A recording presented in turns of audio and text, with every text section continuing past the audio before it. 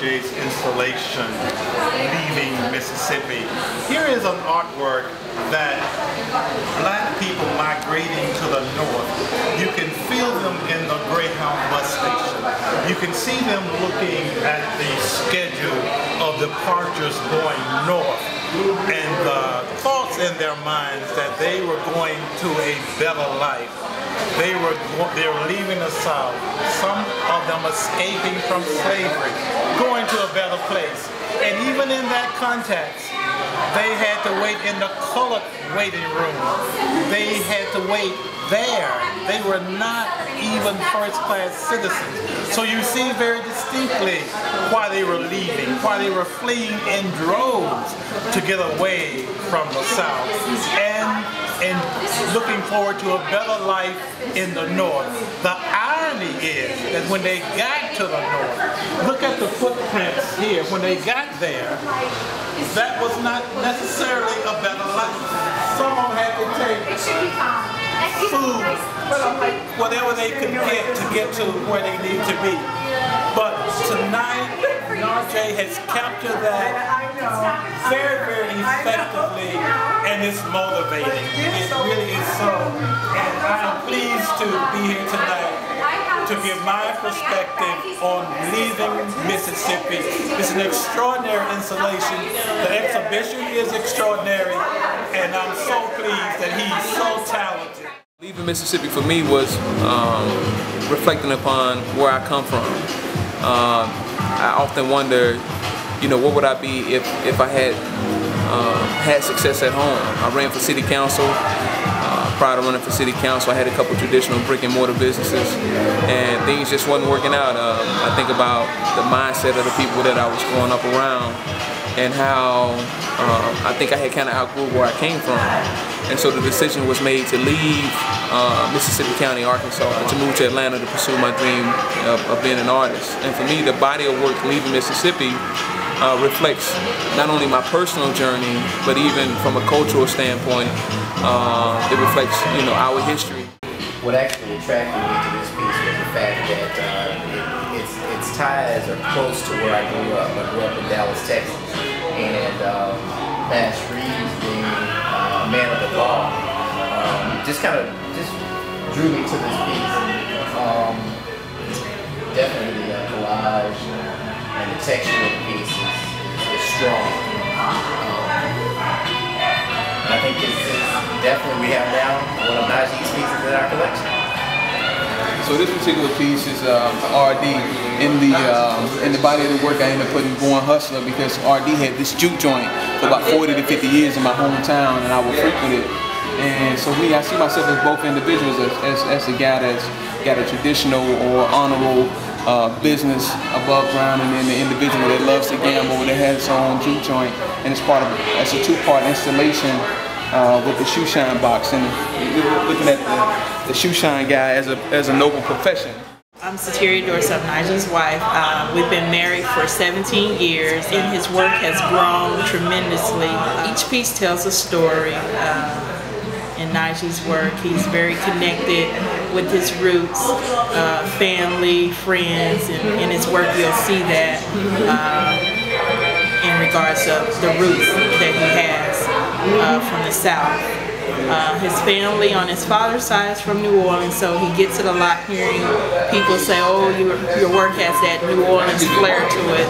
And then also with seeing that he's from the Delta, you can also see the Delta in his work as well. So I'm very proud of him and his progression in his work, and as an artist, he does very good work. He's really, really has grown. And I'm very proud of my husband.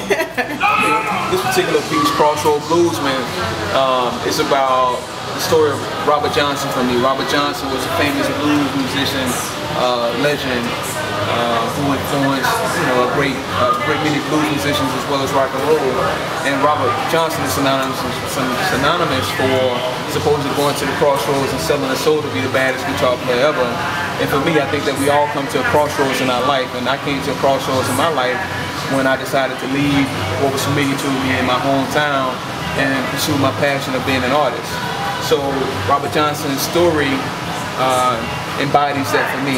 You know, it's not necessarily about, you know, selling your soul to follow your passion. It's just about making life choices. And in this particular piece, I'm thinking about, you know, fetish works. So you got, you know, a number of tea bags and dominoes, a lot of found materials in the work, velveteen can, and as well as just on this journey, Stagger Lee. Folk legend, folk hero, the song. There's been more songs written about Stagger Lee than probably any other individual in history. And for me, I had one of my good friends, Kamasi Hill, collector, tell me the story about this guy who would be intriguing to not only 5-year-olds, but even 70-year-olds. About this guy who was supposed to be the baddest nigga that ever lived. I mean, he was so bad that flies were laying on his head in the summertime and snow wouldn't fall on his house in the wintertime. So I had to do a visual interpretation of this particular folk legend, this folk hero.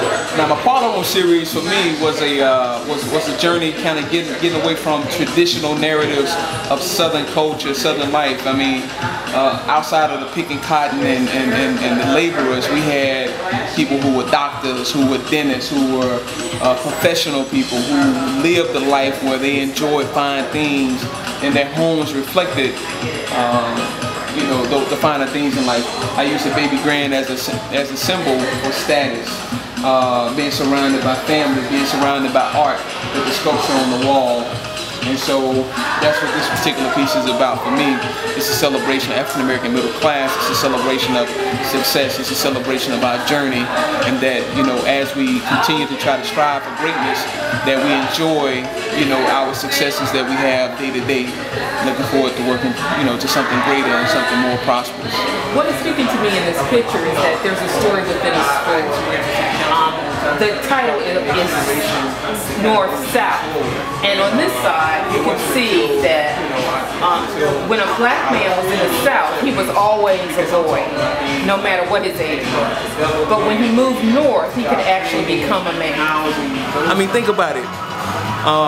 Had it not been for leaving my hometown and leaving, quote unquote, leaving Mississippi, you know, Najee, the artist, wouldn't be at where I am right now. I wouldn't be traveling to New York, DC, Chicago, New Orleans. I wouldn't have collectors all over the country, and there would not exist, as we know it today, a Black Art in America, the largest social networking site for African American artists, collectors, art enthusiasts. I mean, here we are 14 months into BAIA, Black Art in America, and we've already had 250,000 people view this website. We've had over 2 million pages of information about us, about artists that look like me, about collectors that look like me, and people that respond to our work and to our culture and to our contributions.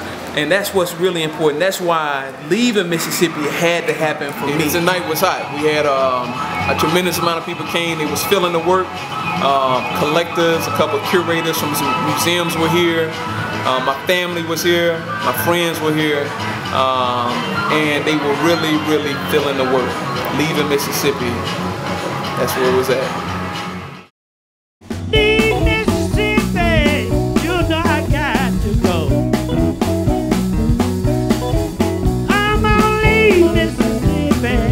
You